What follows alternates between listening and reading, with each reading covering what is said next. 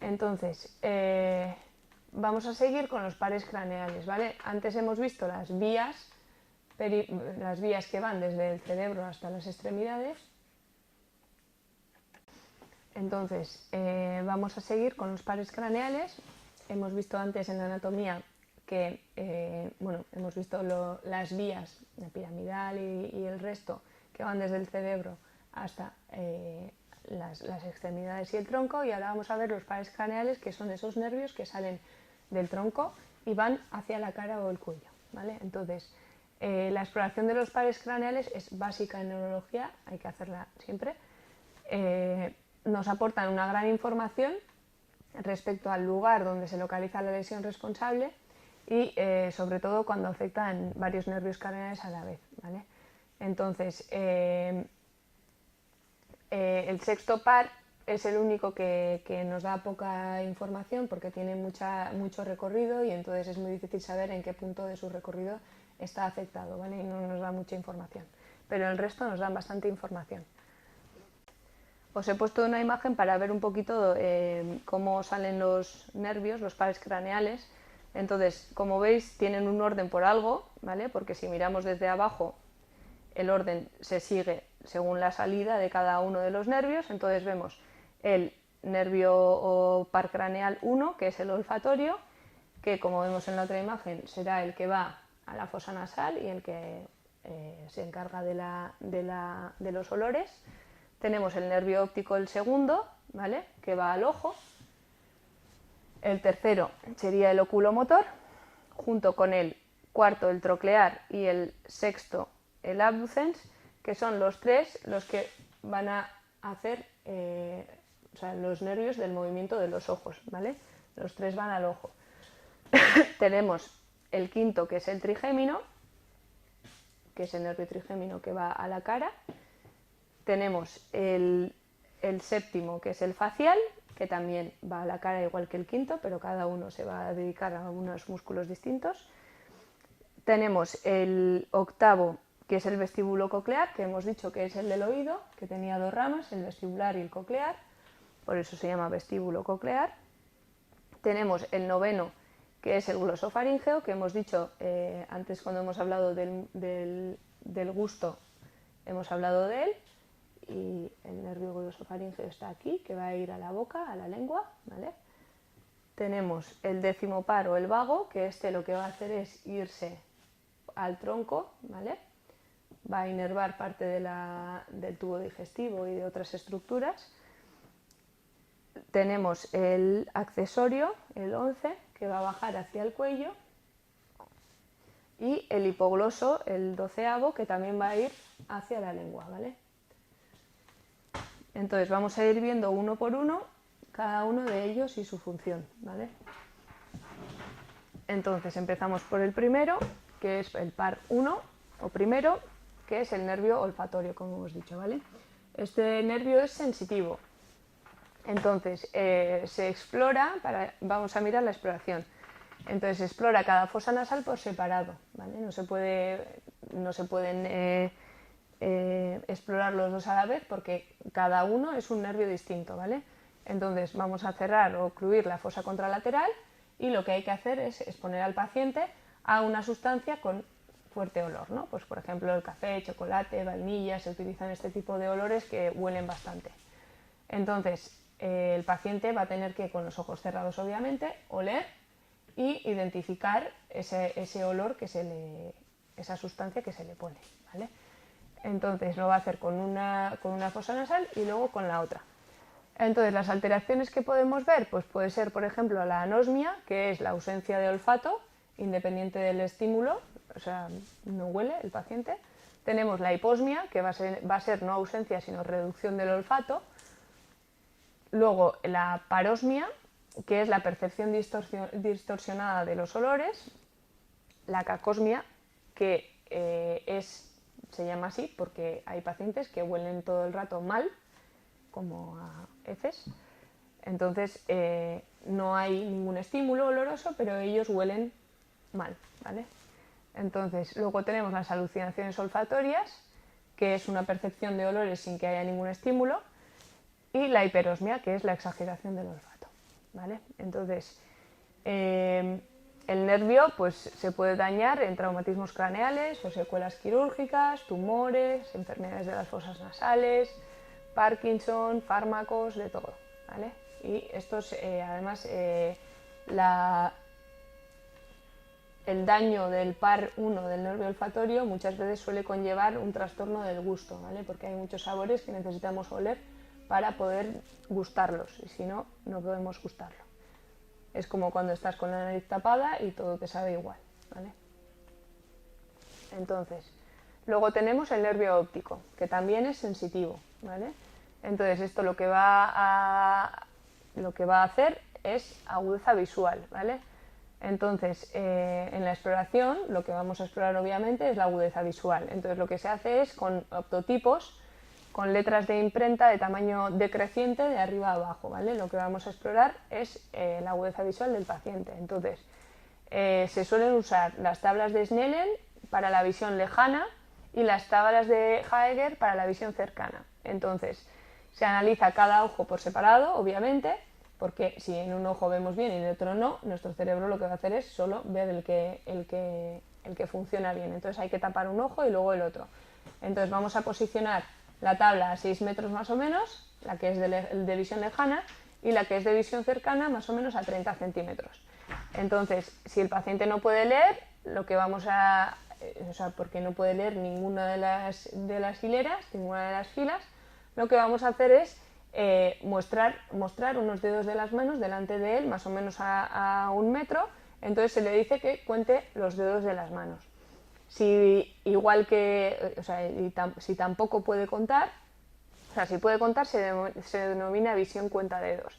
Pero si ve dedos pero no los puede contar, se le llama visión de bulto, ¿vale? Entonces, aparte de eso, si ni siquiera ve el bulto, solo percibe luz, se llama visión de luz, ¿vale? Entonces aquí vemos las tablas que os he dicho de visión lejana y visión cercana. Entonces lo que vamos a hacer es empezar desde arriba a abajo, en el lado derecho al revés, de abajo a arriba. Empezaremos desde aquí, con un ojo, con el ojo derecho primero y luego con el izquierdo. Normalmente en la oftalmología se explora así, primero derecho y luego izquierdo.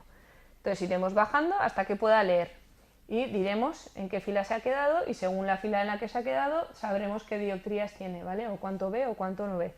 Entonces el 20 de 20 sería visión completa, y si va bajando, pues tendríamos que ir bajando dioptrías, tanto con un ojo como con el otro. Y en cambio, esto lo pondríamos a distancia, que es el que más se usa, y luego este lo pondríamos a 30 centímetros, que es para valorar la vista cercana. Entonces lo que empezaríamos es al revés, que leyera el más grande, que fuera leyendo cada vez más pequeño y a ver hasta dónde podría llegar, ¿vale?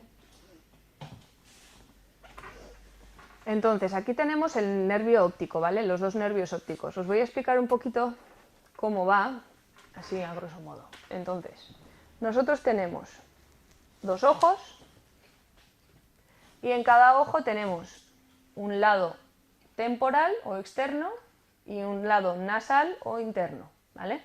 Entonces, el lado nasal o interno, lo que va a ver es la luz que se refleja desde el lado exterior, ¿vale? La luz viene así y se refleja en el lado interno, y la luz que viene del otro lado se refleja en el lado externo, ¿vale? Entonces, en el ojo, en cada lado nasal o temporal, tenemos un haz o un nervio, ¿vale? Que sale. Entonces, el haz del lado temporal del ojo derecho va a salir por el lado derecho, va a llegar al quiasma óptico, que es esto, y va a seguir por el mismo lado hasta la corteza visual de atrás, ¿vale? O sea, pasará por el tálamo y llegará a la corteza visual.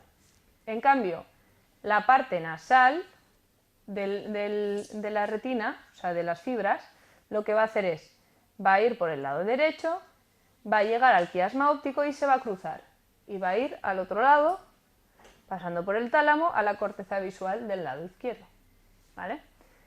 En cambio, en el ojo izquierdo, pues lo mismo, pero al revés, ¿vale? La parte nasal va a ir por el lado izquierdo, va a cruzar y va a acabar en el lado derecho, y la parte temporal va a seguir por su mismo lado hasta su corteza visual, ¿vale? Entonces, vamos a ver que el campo visual derecho, o sea, cuando nosotros a un paciente le ponemos un objeto en su lado derecho, lo ve la parte nasal del ojo derecho y la parte temporal del ojo izquierdo, ¿sí? Esos son los que ven ese campo. Y los dos van a terminar en la corteza visual del lado izquierdo, ¿vale? Y en cambio el campo visual izquierdo lo va a ver la parte nasal del ojo izquierdo y la parte temporal del ojo derecho, y los dos van a acabar en la corteza visual del lado derecho, ¿vale? Entonces, ¿por qué esto es importante? Porque la visión se va a afectar según donde tengamos la lesión, ¿vale? Entonces, vamos a ver en cada punto, si tuviéramos una lesión, lo que pasaría. Entonces, en el campo visual primero hemos dicho que hay que valorar la agudeza visual, ¿no? Una vez hemos visto la agudeza visual, lo que hay que ver es el campo visual. Entonces, se utiliza la campimetría o la perimetría, ¿vale? En consulta lo que hacemos es mover un dedo de afuera hacia adentro del campo visual del paciente hasta que pueda verlo, comparándolo con el campo visual propio. Obviamente el médico tiene que tener bien el campo visual, porque si no, pues no estaríamos explorando bien. Entonces, en el caso del campo visual podemos tener dos alteraciones. Podemos tener una hemianopsia, que es que está comprometido la mitad del campo visual, que puede ser homónima si compromete los lados homólogos, o sea, ambos derechos o ambos izquierdos, ambos campos derechos o ambos campos izquierdos, o heterónima si involucra los dos lados diferentes, ¿vale? Se llaman altitudinales si comprometen la zona de arriba o de abajo, ¿vale? Y debajo, eso es. Entonces, luego tenemos las cuadrantanopsias, que en este caso sería cuando está comprometido un cuadrante del campo visual, ¿vale? No un medio, sino un cuadrante. Entonces, los defectos diremos que son congruentes si cada campo está afectado exactamente igual, y incongruentes si no hay exactitud, ¿vale? Entonces, vamos a ver ahora las lesiones que puede haber en el nervio óptico. Entonces, podemos tener una ceguera o una amaurosis, que es básicamente pérdida de visión, o podemos tener podemos tener una hemianopsia bitemporal, que serían lesiones mediales del quiasma óptico, o sea, por ejemplo, un tumor de hipófisis. Podríamos tener una hemianopsia binasal, que serían las lesiones separadas laterales, como por ejemplo una malformación vascular que está alrededor del quiasma óptico, o podemos tener también lesiones de la cintilla óptica que producen una hemianopsia homónima contralateral, que es casi siempre incongruente, y luego tendríamos las lesiones de la cisura calcarina o una isquemia, por ejemplo, donde hay hemianopsia doble o ceguera cortical, y se caracteriza porque los reflejos pupilares están, pero el paciente no ve. Entonces, vamos a ver bien lo que os acabo de decir para que os deis cuenta. Entonces, nosotros tenemos un paciente con un campo visual izquierdo y un campo visual derecho, ¿vale? Esto es lo que ve con el ojo izquierdo, esto es lo que ve con el ojo derecho, ¿vale? Entonces, tenemos, por ejemplo, una lesión aquí, en el A, ¿vale? En el nervio óptico. Nosotros hemos dicho que la parte externa del ojo derecho, ¿sí?, ve la parte izquierda del mundo, ¿no?, del campo visual, ¿vale?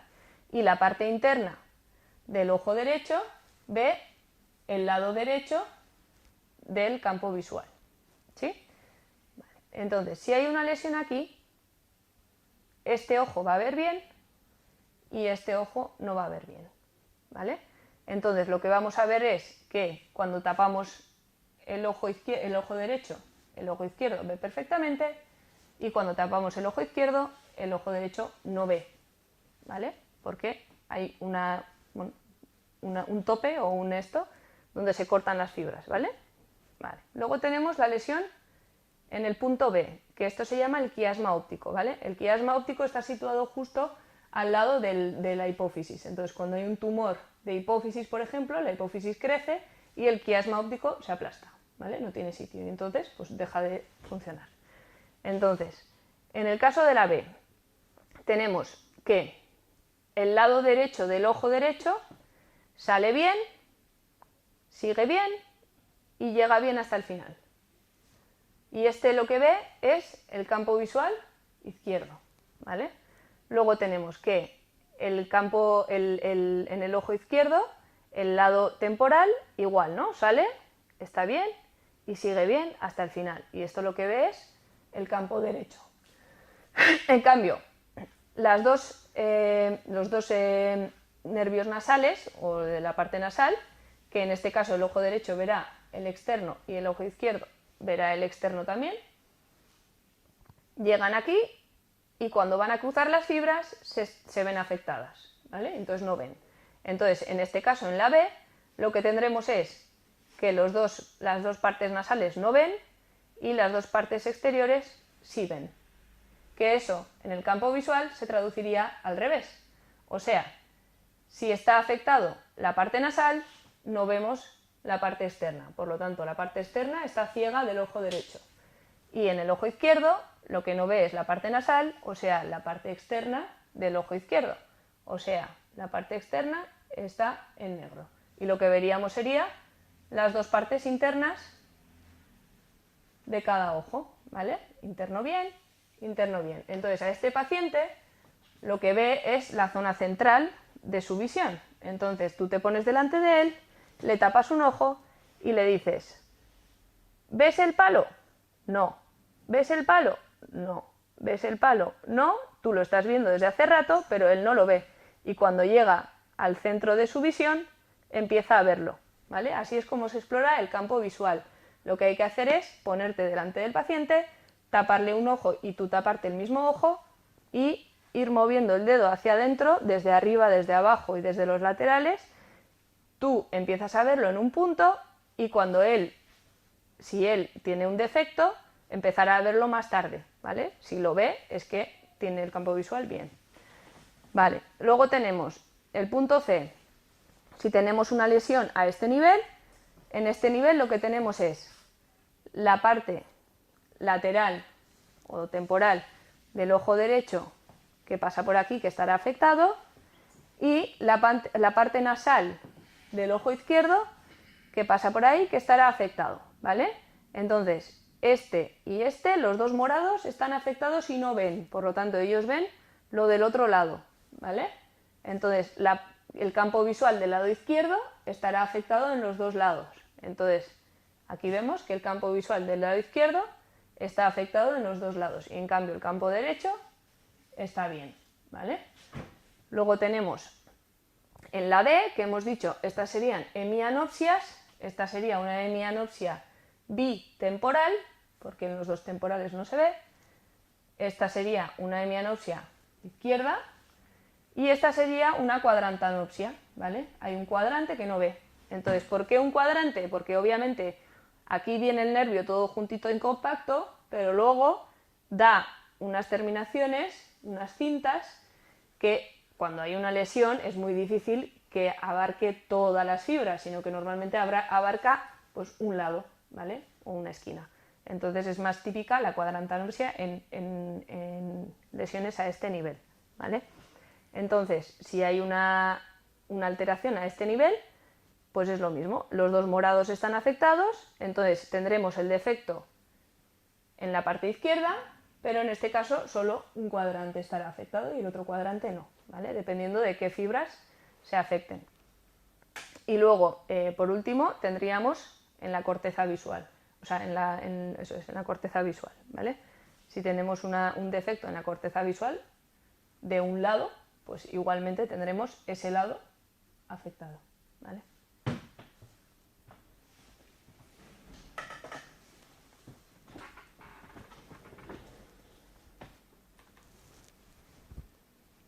Vale. Entonces, hay que valorar también, obviamente, la visión de los colores, ¿vale? Hemos visto la agudeza visual, el campo visual y faltan la visión de los colores. Entonces, se suele estudiar con las tablas de Ishihara, que son esas tablas que tienen como todo color, o sea, como circulitos de colores y en medio hay que distinguir un número, ¿vale? Que dependiendo de si tienes alguna alteración o no, pues verás el número, no lo verás, o verás otro número que no es el que tienes que ver, ¿vale? Que no es el que verán las personas sin ninguna enfermedad. Entonces, tenemos las alteraciones de la percepción de los colores, que se llama discromatopsia, ¿vale? Entonces, pueden ser congénitos, como el daltonismo, o adquiridos por lesiones en el área cortical de la visión, ¿vale? Entonces, una alteración en el área cortical daría, por ejemplo, una alteración del color rojo, o también podemos tener un compromiso de los fotorreceptores de la retina, de los conos, y esto daría una alteración del azul, ¿vale? Entonces, los nombres que se les suele poner a las patologías son acromatopsia, cuando se visualizan objetos sin color; metacropsia, cuando se ven objetos de colores diferentes del que es el real; monocromatopsia, cuando todo se ve del mismo color, no en blanco y negro, sino todo del mismo color. Luego está la xanthopsia, que todo se ve de color amarillo. Y luego está la agnosia cromática, que es un trastorno de la identificación de los colores, que es por daño occipital de la corteza. Entonces, ahora vamos a hablar del fondo de ojo. Entonces, en el fondo de ojo, como hemos dicho antes, hay que identificar la papila o disco óptico, que es la placa amarilla rojiza que tenemos, y luego hay que mirar la característica de esa papila, ¿no? Que esté bien o no.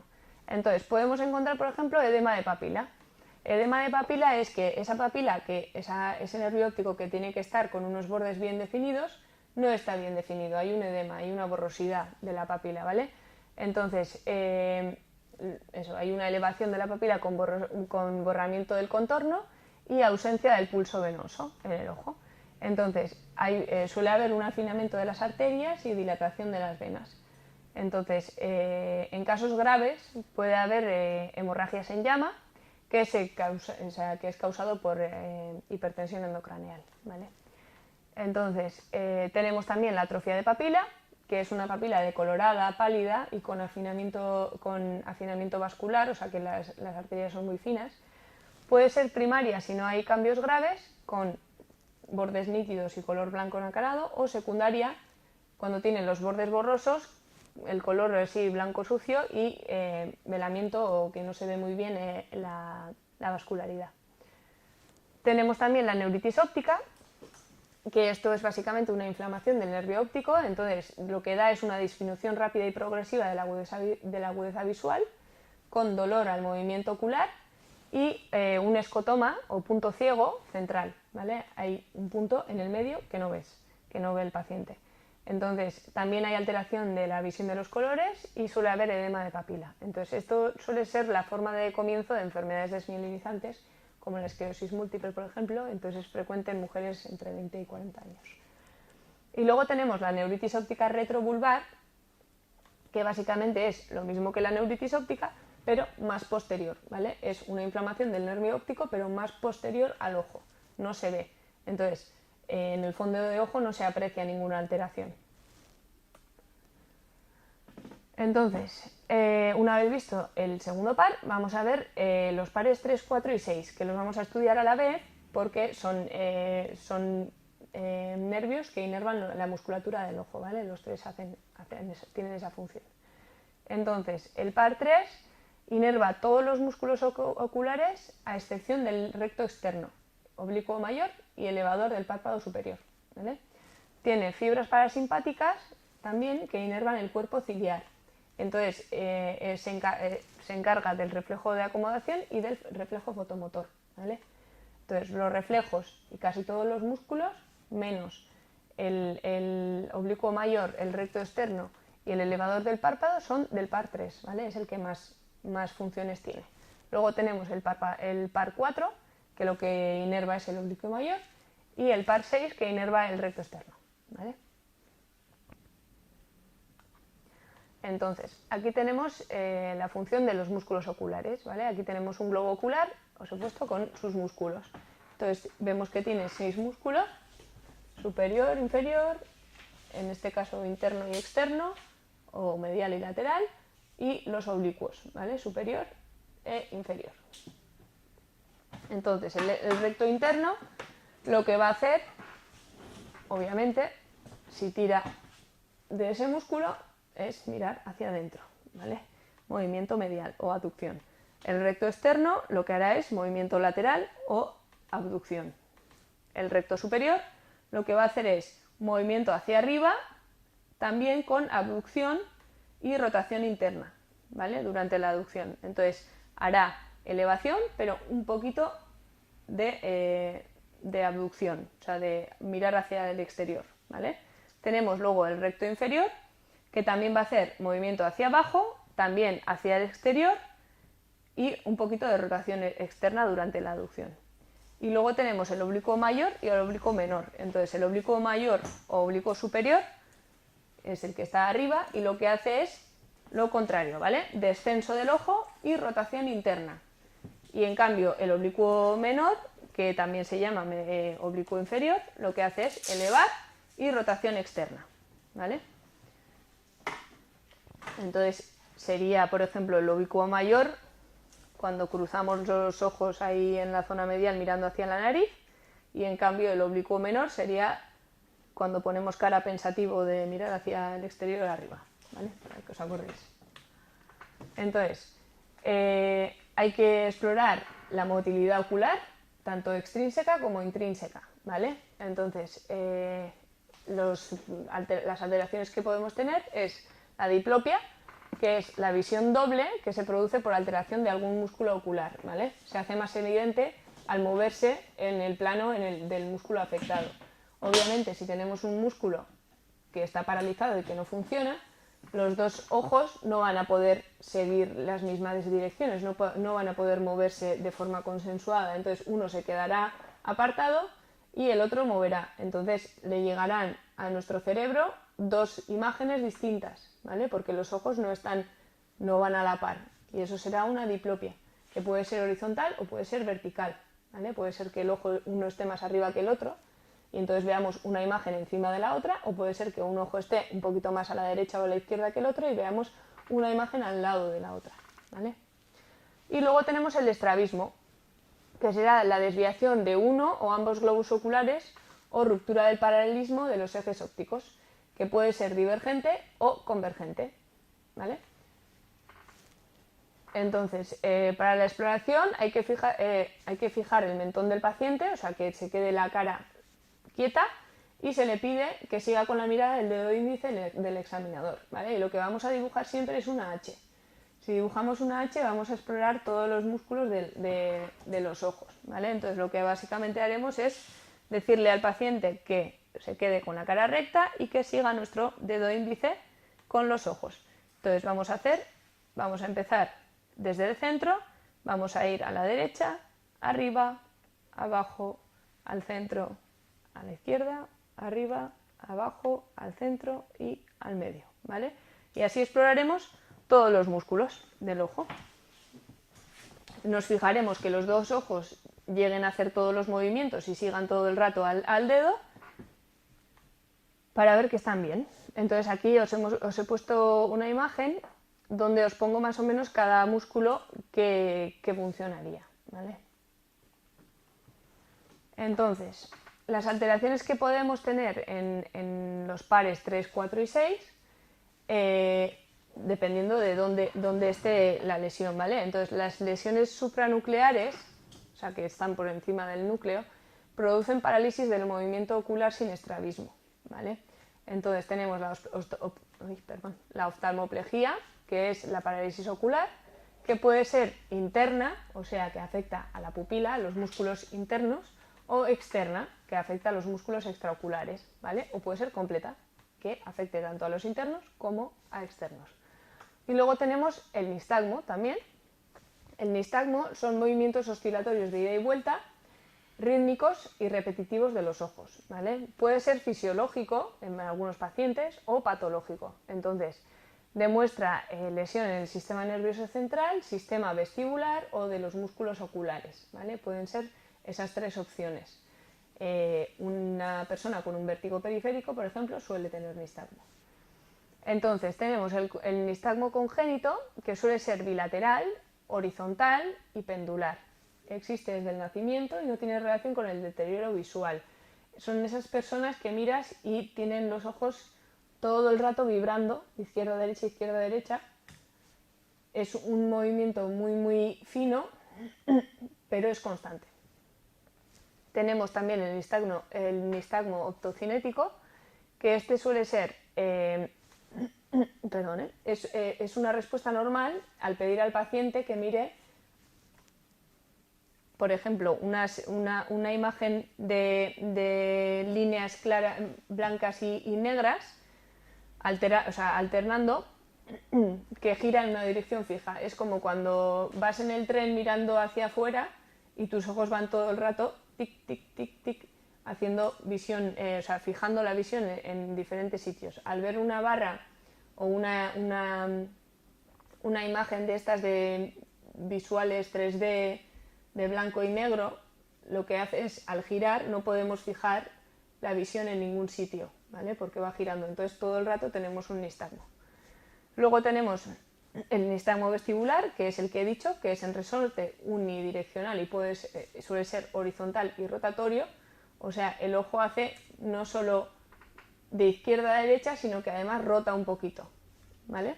Y este se suele ver en alteración vestibular, en vértigos. Y luego tenemos el nistagmo cerebeloso, que este suele ser bidireccional, se incrementa al dirigir la mirada hacia el hemisferio dañado. Entonces, el nistagmo vestibular suele ir despacito hacia un lado y luego vuelve rápidamente hacia el otro lado, ¿vale? Entonces, por eso se dice que es unidireccional. Va hacia un lado y vuelve, va hacia un lado y vuelve, pero solo va hacia un lado. Y en cambio el cerebeloso está todo el rato hacia un lado y hacia el otro, bate hacia los dos lados, ¿vale?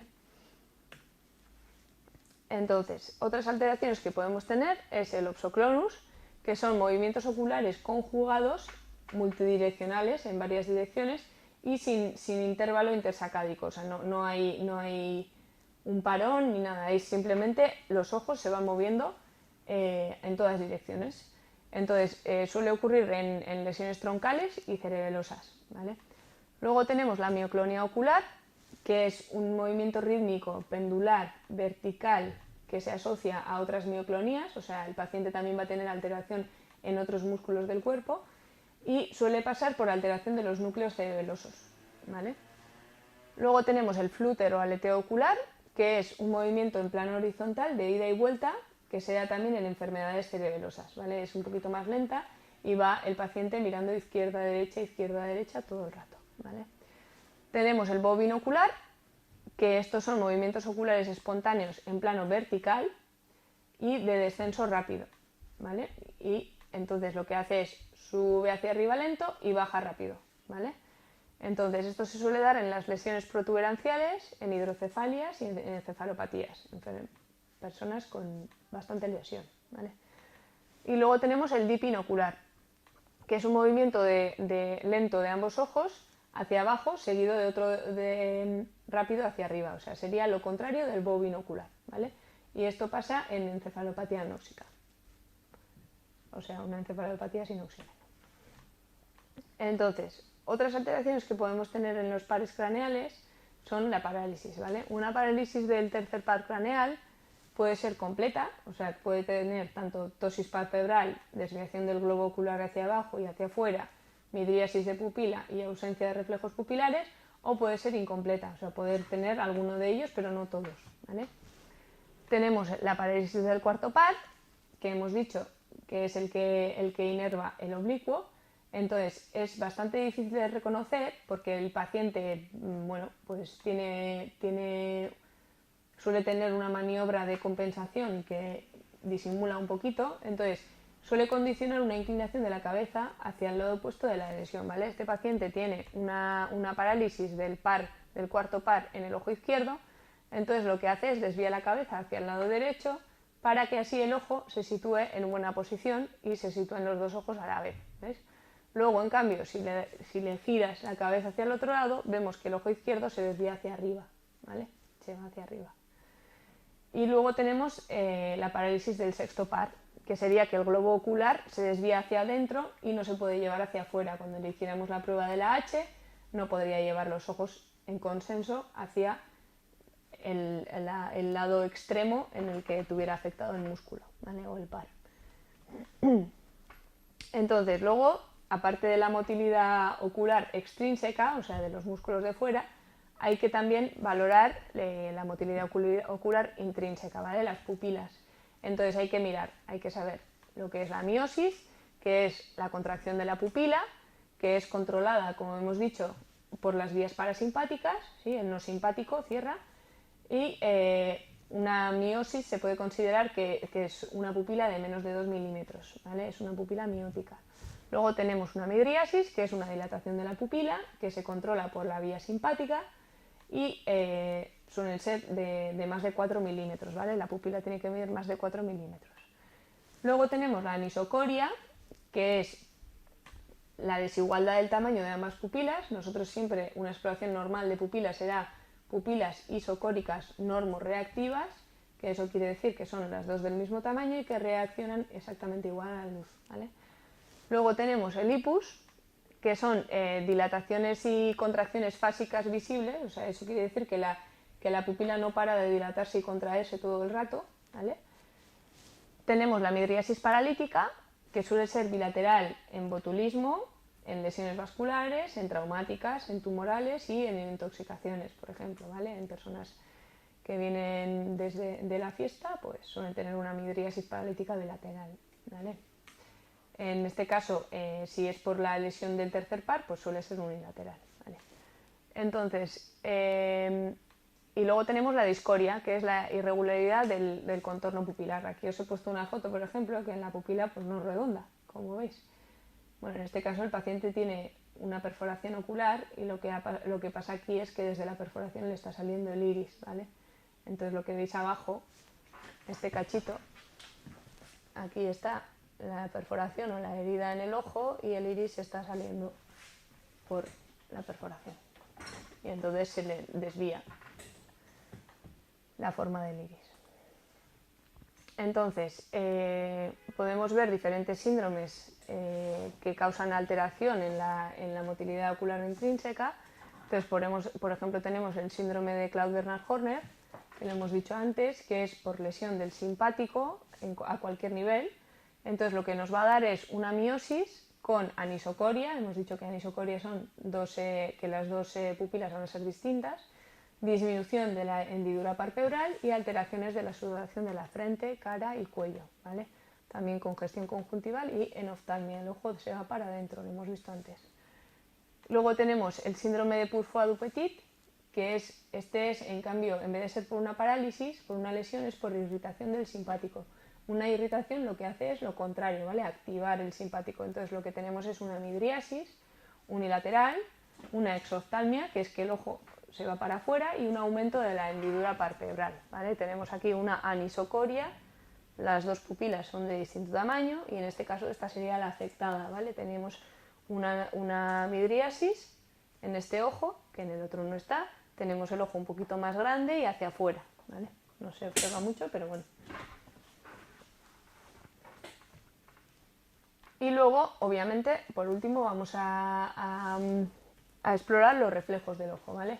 Entonces tenemos el reflejo fotomotor, que esta se evalúa cada pupila por separado y vamos a estimular con una luz de linterna, ¿vale? Entonces se produce una miosis. Antes hemos dicho que la pupila es como el diafragma, entonces si nosotros le damos con una luz directa, obviamente el ojo no quiere tanta luz y lo que hace es cerrar la pupila, ¿vale? Entonces se ve una miosis. Entonces suele estar ausente en las patologías del nervio óptico y de la lesión del tercer par, que hemos dicho que es el que se encarga de inervar este reflejo, ¿vale? De la miosis. Entonces, luego tenemos el reflejo consensual, que es que al estimular una pupila debe observarse la misma respuesta en la opuesta, ¿vale? O sea, primero taparemos un ojo, le daremos con la luz y veremos qué hace miosis. Haremos lo mismo en el otro ojo y luego lo que vamos a hacer es destapar ese ojo, darle con la luz a una pupila y mirar la otra pupila del otro ojo para ver que haga lo mismo que la que enfocamos con la luz, ¿vale? Entonces, este suele estar ausente en la embolia de la arteria central de la retina, por ejemplo.